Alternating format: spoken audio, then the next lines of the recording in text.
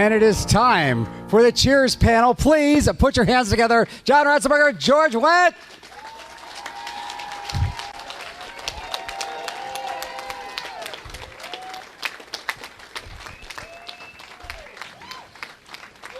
Excellent.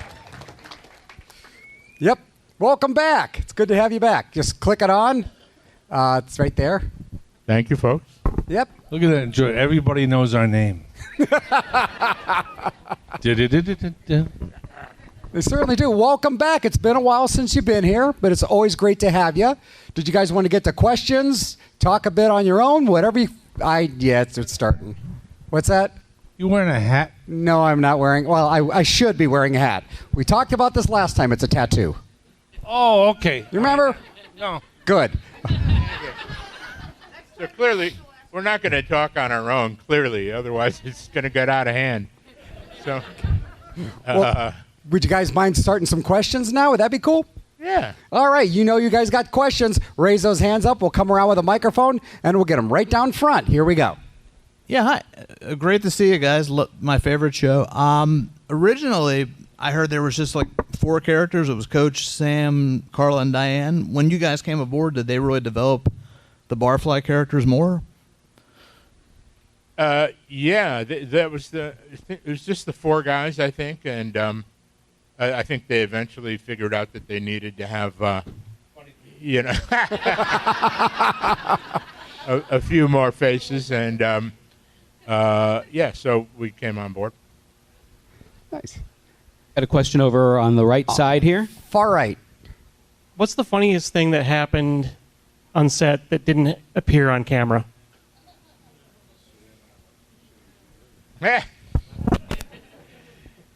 John has an idea about that. Well, we put saran wrap on the girl's toilet. Oh. God, that was funny. We laughed and laughed and laughed. The girls didn't. Shelley and Rio didn't think it was so funny. There were some classic water fights, and Woody in particular, he's a gamer. You probably gleaned that already. He could beat anybody at anything always.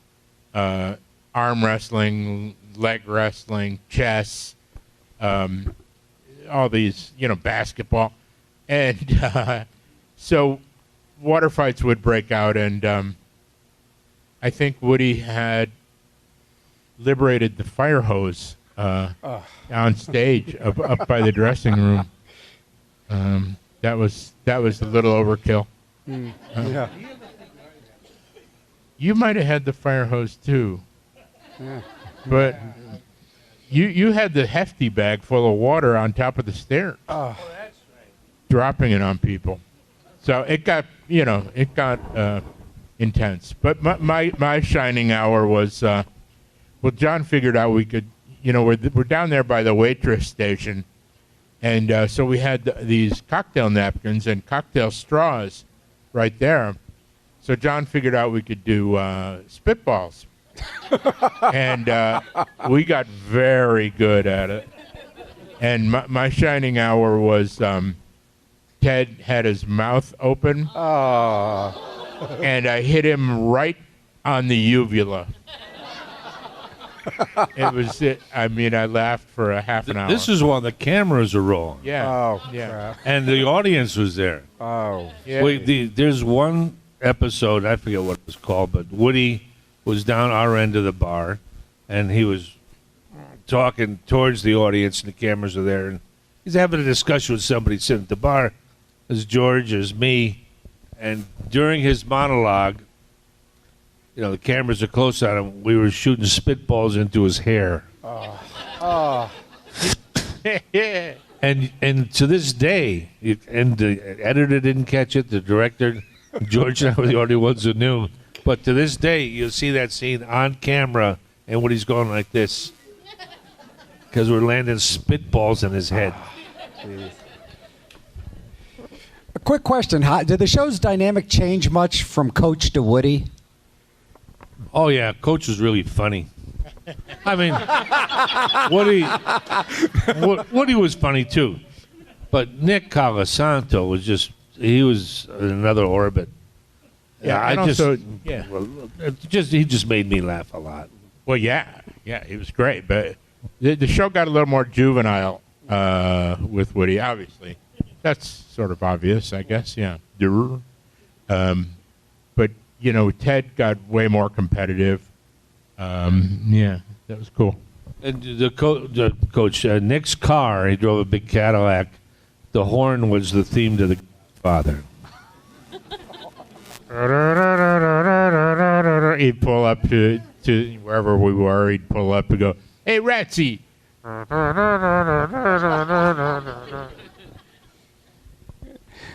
Question right over in the far corner, right here. Did you have any real alcohol involved on the show? Yeah, our director, Jim Burrows, felt the cast would get a little sluggish if we used real beer. So it was 95% of it was non-alcoholic beer. And but towards the end of the evening, we would have the odd few things to pick up that got screwed up during the earlier portions of the evening. And at that point, the prop man was pouring real beers for us. Yeah, our signal to, was it Steve? Yeah, Adler. Yeah, and he'd be over, and then all of a sudden he'd take pour a couple of Heinekens in. All right, what do we got here? Way over there. Right back there. And while you're headed back there, I just want to ask you, you have some background in improvisation. I know, George, you do, from Second City. Did any of that bleed into the show? Mostly himself. The writing was so top notch and tight that they really didn't need our help at all. And Shelley and myself were both from Second City, but we didn't improvise at all. And John, who's had a career in improv as well, he did. He improvised more than anyone else, but that was minuscule, I would say. Yeah, from time to time, the director would say, "Hey, Rats, fill in a minute." And I remember, still makes me laugh, where he told me to fill in like 30 seconds or something because the cameras are going to do.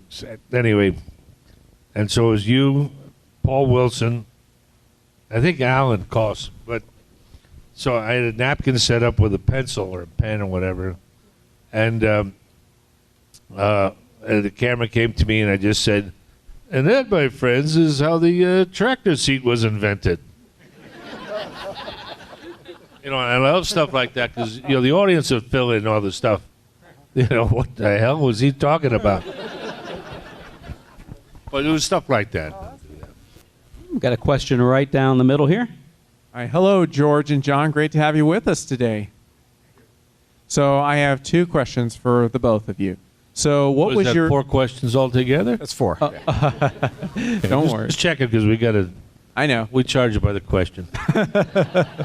Okay, so the one question for both of you is, what is your favorite and fondest memory of working on the show Cheers? And for John, how is it getting to voice so many iconic animated characters like Ham from Toy Story and all the characters for Pixar? What is that experience It's all like? the same voice.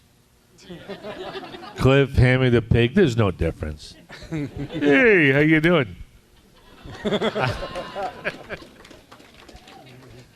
I actually get lots of compliments for Toy Story as well, and I have to explain. Now you're thinking of the other guy at the bar. So Cheers, geez, so many. That's kind of like which breath did you take that was the best breath you ever took? So every moment on Cheers was just a joy, and it starts with the writing. Obviously, if it was crap writing, we'd all probably been miserable the whole time. But it was just nothing but fun. Yeah, because don't forget. I mean, and you older people understand this.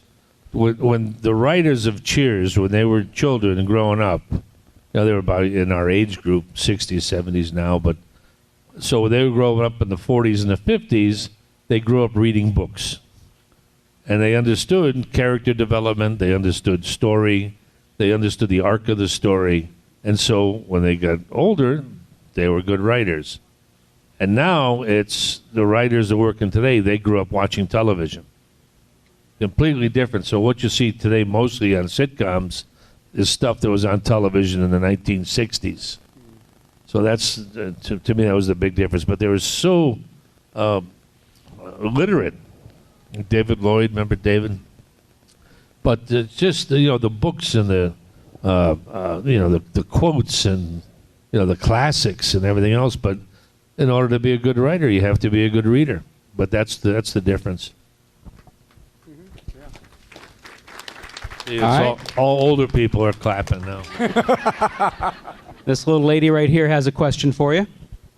How many pranks did you do on set and on camera? Pranks? Yes. I did 54. George, I did something like 86.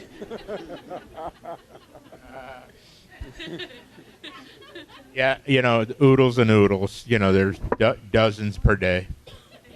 Rhea Perlman, not Catholic. When she had her baby, I said, you're going to have the baby baptized, right? And she's like, oh, no way, absolutely not. I'm like, what? Danny's Catholic? No, we're not. I said, well, as a layperson, I can perform I'll baptize her if you like. No, stay away. Matter of fact, I could baptize you. And she goes, what do you mean? I said, I had a bottle of Perrier in my hand. And I started going, I baptized thee. And then she's running around the stage. No, get away from me, get away. So. There were times we actually laughed so hard we'd fall off the stools. This is during the filming of the show. The audience is there, cameras are rolling, and for some reason, it just hits the funny bone, and bam, we're on the floor, with feet in the air, going ah! And we were such brats, in rehearsal, we'd literally be, reading the sports page during a run-through, with network and studio executives there, and to say nothing of our writing staff. And, I'd be eating like a tuna fish sandwich and reading the sports page, and, hey, it's your cue. Oh, sorry. No, brats. Absolute brats. Couldn't get away with that anymore. Well, I probably couldn't get away with it now, but it was because of our director and the people in charge. They knew that we were money players, that on the night, when it counts, that we'd be there. That's, it was like the Blue Angels. Just, they're going to be going wing to wing, and everyone's going to go, wow. But during rehearsals, we didn't take it that seriously. Because, everyone says, wow, it looked so fresh, it looked like you were improvising. Well, we weren't improvising, but it was probably the first time we took a clean run at any of those jokes. What was the warm up like before the show would start? Would they have like any kind of warm up for the audience before the show would start? Yeah, they have a comedian that they hired, and some were good, some weren't.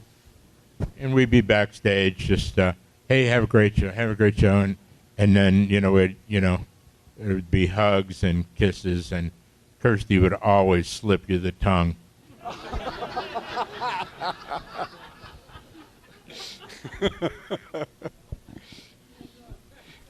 Question on the far We got side? a question over here on the far right wall. What was your reaction on the final day of filming Cheers?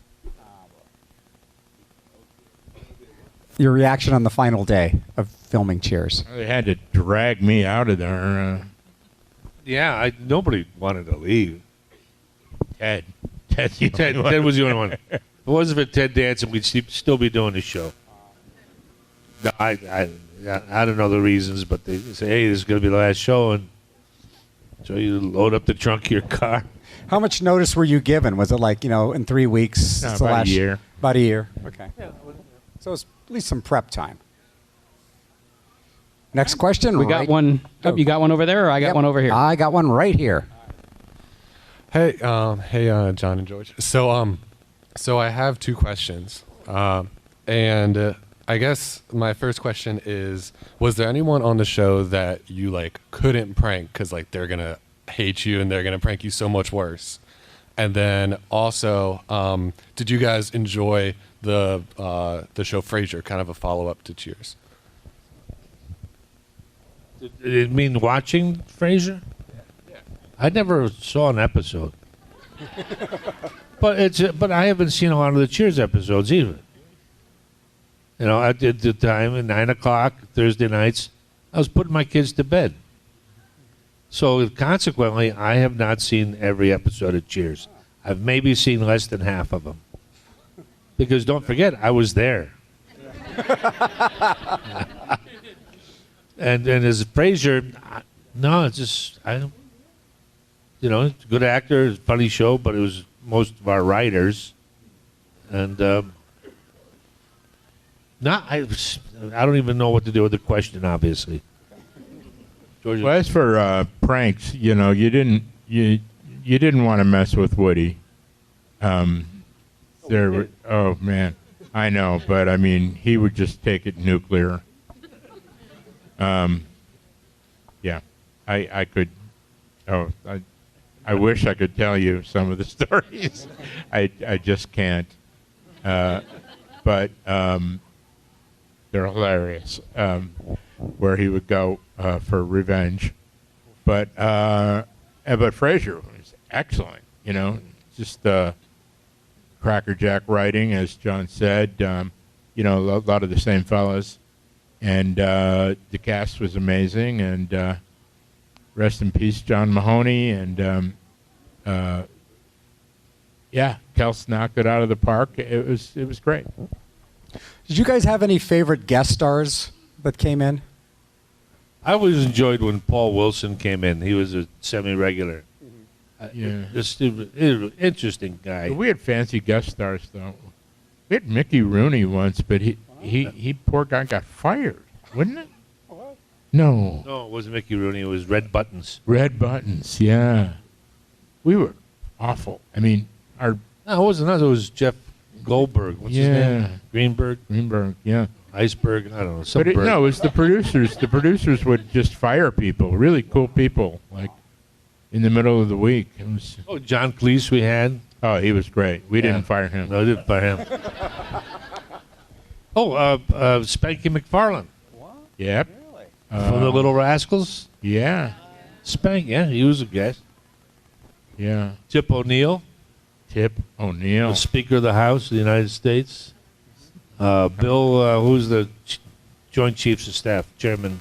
Bill Crow. Bill Crow. Admiral Crow, yeah. He was a guest, and they had the little suitcase with the nuclear codes in them. and the guy is standing 10 feet away, just all night long, just in case the Admiral needed to access the nuclear codes. We got a question over here on the right side. Yeah, there you go. Each of you, which was your favorite episode personally? And whenever you talked about writing, he read War and Peace for me. Come on. Yeah. My favorite episode, and it's really kind of stupid, it's kind of random, but I loved when the boys went skydiving, and we all chickened out. It was called Jumping Jerks. It was written by Levine and Isaacs, who wrote about 40 of our scripts. And one of my favorite jokes was, we chicken out to a man, and we're up in the plane, and we say, okay, I'm not jumping either. I'm not either. But we can't tell anybody at the bar. We got to tell them we jumped. So oh, God. Okay, we got to come up with a story, and we got to be able to stick to it. So I know, we got to keep it simple and believable so we can all stick to it. So we're right. Simple, believable. Simple, believable. Sam goes, I got it. We jumped, the parachutes opened, and then we landed. Right? It's simple, believable. Right. We jumped, the parachutes opened, we landed. Okay. We all go back to the bar. It's like, woo! Oh my God! I've never felt so alive. Like, I can't wait. Are you going to do? It was amazing. I can't wait to do it again. And Carla smells a rat, of course. And so Carla goes up to Woody, and she corners him. Woody, how was it? It was great. It was great. Woody, how was it? And he goes, what? We jumped, the parachutes open, and we landed. It was all very simple and believable.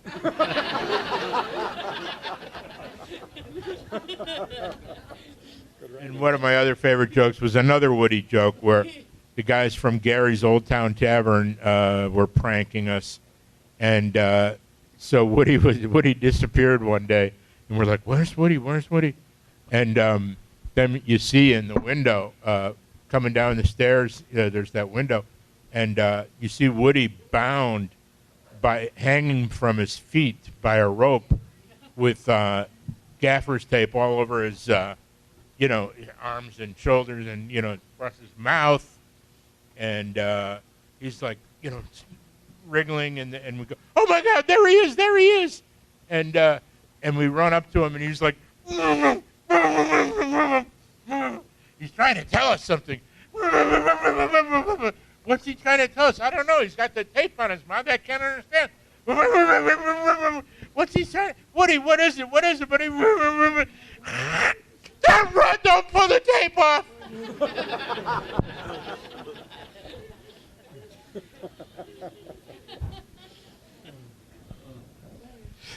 Grab a few more questions. We still got a bit of time left. Yep, we actually have one right over here.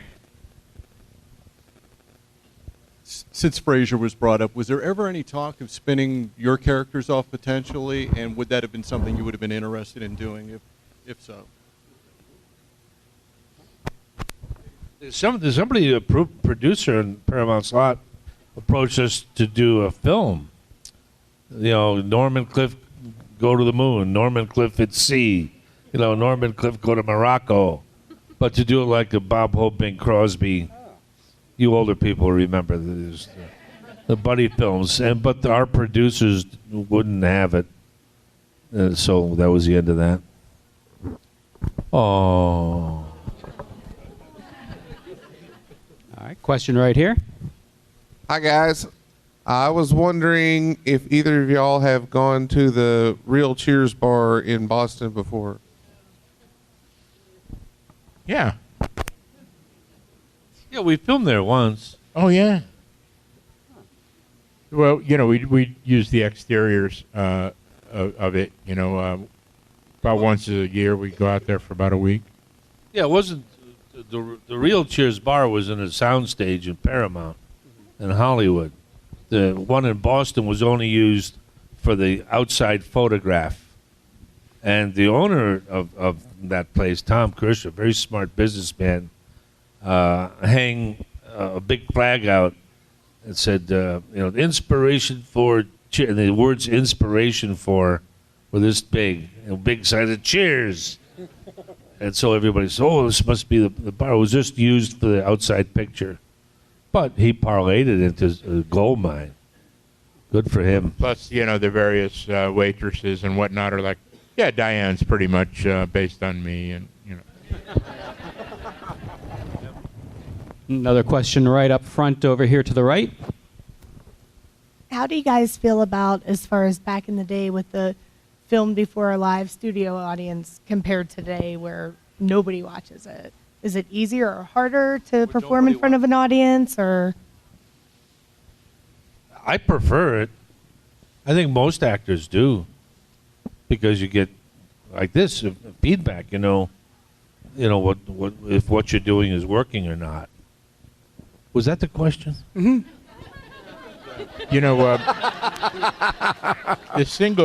The single camera comedies, they have these brutal schedules, much like a feature film.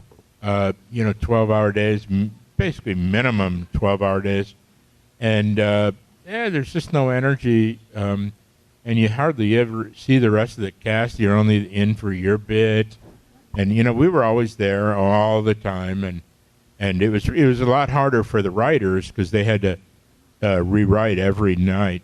But for the cast, it was a breeze, and the energy was, like John said, is a lot better with the audience, like you guys. Got time for about 2 more questions. All right, well, we got one right here. When the show wrapped up, were you able to keep anything from the set? You mean, did we steal anything? That's the real question, isn't it? I didn't take any. Remember, carved my. Well, we both did. They carved our names in the bar top. But I didn't take anything. You? Yeah, not a thing. And everyone said, "Oh, you should have taken your stool." And I'm like, there was no stool. There was like a couple dozen stools, and every night they'd mop them down and stick them up on top of the bar. It was a different. There was not a stool. You just reminded me of another prank. You can buy to this day a remote control fart machine, and I duct taped that underneath one of the stools, and some girl sat it during the shows, extra. And no, I'm not supposed to say extra anymore. What? Background artist. And so I'd hit the button every now and then. It sounded like she was farting. And she's a very dainty little thing. She was so insulted. And she said, she demanded to know who did it. And I kind of pointed at Woody. I said, he does this all the time. Oh, she laid into him, and he had no idea what she was talking about. But that was funny. So there was an episode where John directed it, and it was we had squeaky shoes. Yeah. So what do we have? Little things in our hands? Yeah, I had a prop guy cut the squeakers out of stuffed animals. Right. So that the actor can, because I wanted a lot of different octaves. They were going to do it in post-production, which meant it was going to be the same squeak. But I wanted different octaves of the squeak, as you guys are.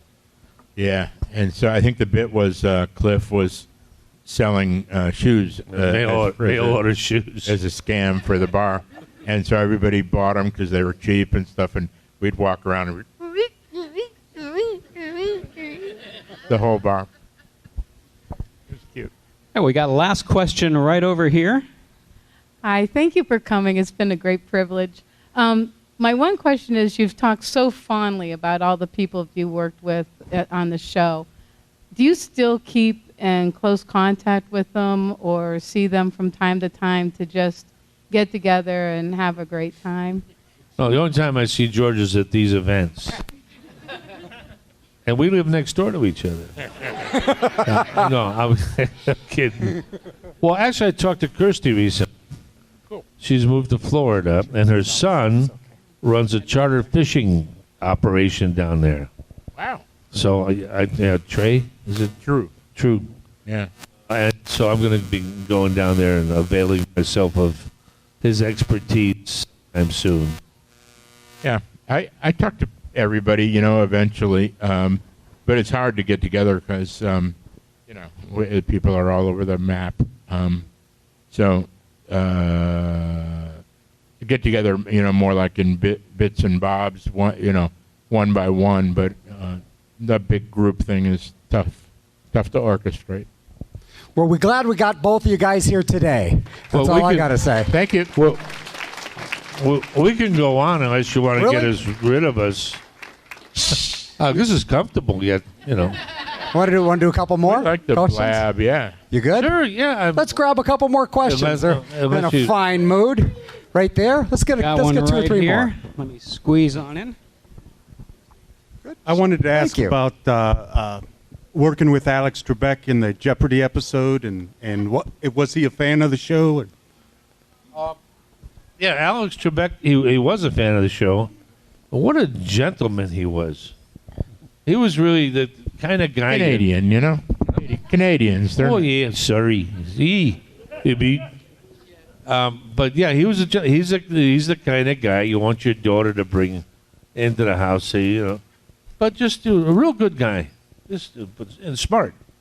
But he's Canadian, you know. Okay. Another question right over here. We'll get you. This is for George. Every episode, Norm would come in the bar, and Woody would be behind the bar, and he'd say, "Hey, Mr. Peterson, how you doing?" Did you have a favorite reply to that? There were oodles of good ones. The more interesting thing was the Nick Colasanto, the late great Nick Colasanto, was he was a very sharp guy, but little loosey goosey with the setups to the jokes. So he would give me a generic setup. So like say there's a specific punchline, I'll lay out the joke. Hey Normie, how's life treating you? Like a baby treats a diaper, is my thing. And so I'd walk in and afternoon everybody, no. Normie, can I get you a beer? Like a baby treats a diaper. Thanks, Nick. Thanks for that one. All right, cut. All right, Georgie, come in again. All right. Afternoon, everybody. Normie, how you doing today? Like a baby treats a diaper. Just eventually he would get it, but he was loosey goosey with those. Okay. Grab another question real quick. What do we got? Of course, way in the back. All right. Of all the other roles that y'all have played, how many times did somebody say, "Hey Norm," instead of doing your character name? That's not a question for John then. But I can answer it.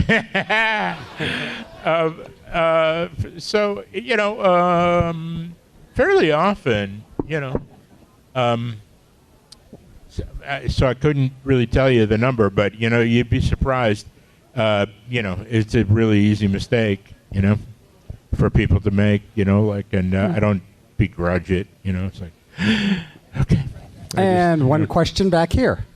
Hi, this is for George. George, you're from Chicago, right? Correct. I'm That from is Chicago. correct, my friend. Yeah, from Chicago. Yeah. I was going to ask, is there a neighborhood in Chicago that reminds me of Cheers? Wow. Not really. I think that Beacon Hill is a pretty fancy urban, straight up place. So any place in Chicago really would be, similar. I don't know. That's a bad answer. Sorry. It's okay. Just make it up, John. I'll leave it to John. What? Yeah, he goes down to the old mill down in East Chicago that he always talks about. See? There you go.